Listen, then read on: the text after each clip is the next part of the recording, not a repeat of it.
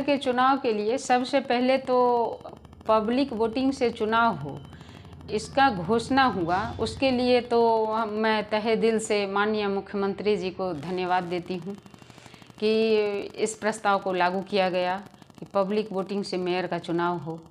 अब रही बात की उम्मीदवारी का, तो मैं तो सही बात है कि लंबे समय से जनता दल यूनाइटेड में काम कर रही हूँ। आज विगत 23-24 वर्ष से अपना योगदान दे रही हूँ पार्टी को।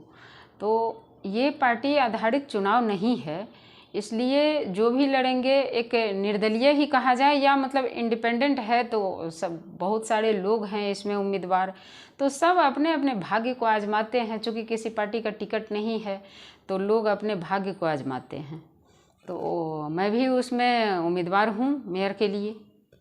अब जो खरीद फरोख्त की जो बातें होते थे वो लगता है कि पूर्णतः विराम की ओर। एकदम यही कारण बस तो पब्लिक वोटिंग से चुनाव रखा गया है कि होता क्या था कि वार्ड मेंबर जीत गए और जीतने के बाद अब खरीद फरोख्त का जो है धंधा शुरू हो जाता था।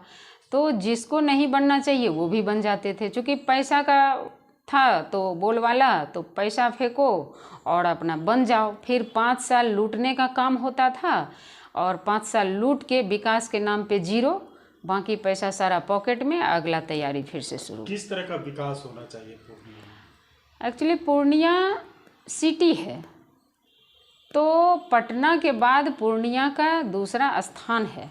पटना के बाद पूर्णिया को लोग एक टारगेट पे रखते हैं।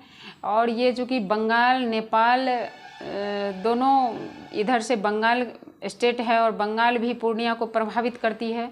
उसके बाद बगल में नेपाल है हम लोगों का, वो भी प्रभावित करती है। तो ये एक सेंटर पॉइंट है और इसको पटना के तरह सुंदर शहर होना चाहिए।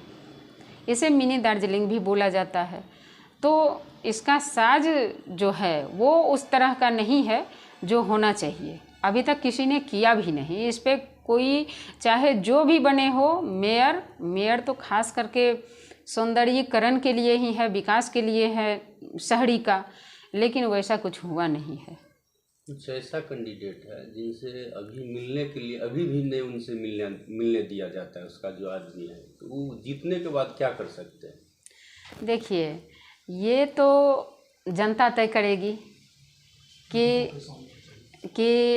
हमको कैसा उम्मीदवार चाहिए, कैसा हमारा प्रतिनिधि हो। और इस मामले पे मेरा कुछ कमेंट नहीं है, क्योंकि जनता अब बेवकूफ़ नहीं है, खुद समझदार है।